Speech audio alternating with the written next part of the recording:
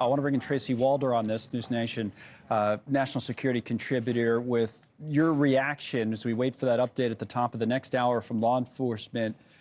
You're, a former FBI agent yourself, used to be in the CIA as well. What about the fact that the federal authorities are involved so early in this investigation? What should we read into that, if anything?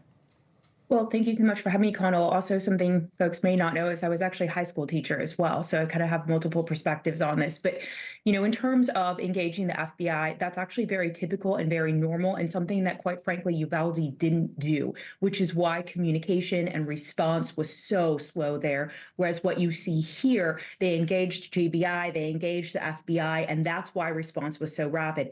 Typically, the FBI is asked to be brought in by local law enforcement on these investigations.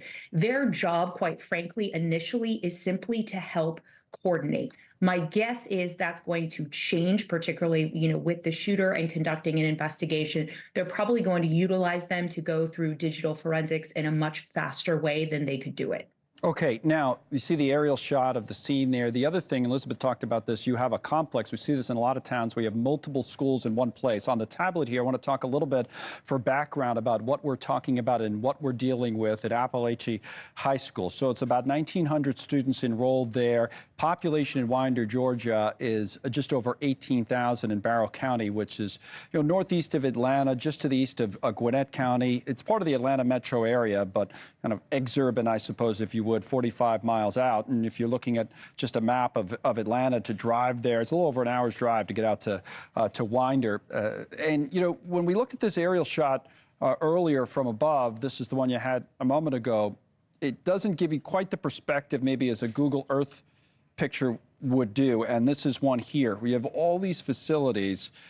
This was the football field you probably saw in a lot. And then you have multiple facilities here on one campus. How does that complicate an investigation like this? I know they already have the suspect, which we hope is the only suspect in custody. Well, obviously, this can lead to pretty big complications, but you have officers here who were clearly properly trained in active shooter training in that they engaged the suspect immediately and were able to isolate the threat. That's called alert training, where you isolate, distract, and then neutralize. Right. Which in this case, obviously, he wasn't neutralized, but he was taken into custody.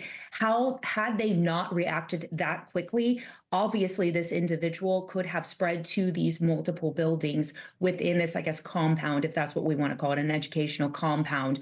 What they did do was they put the school in what's called a hard lockdown, which means teachers lock down their rooms, locks lights, out of sight.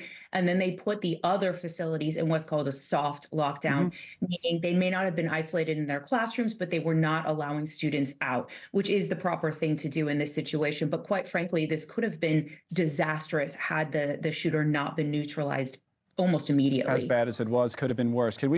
Thanks for watching. Go to joinnn.com to find NewsNation on your screen. And don't forget to click the red subscribe button below to get more of NewsNation's fact-driven, unbiased coverage.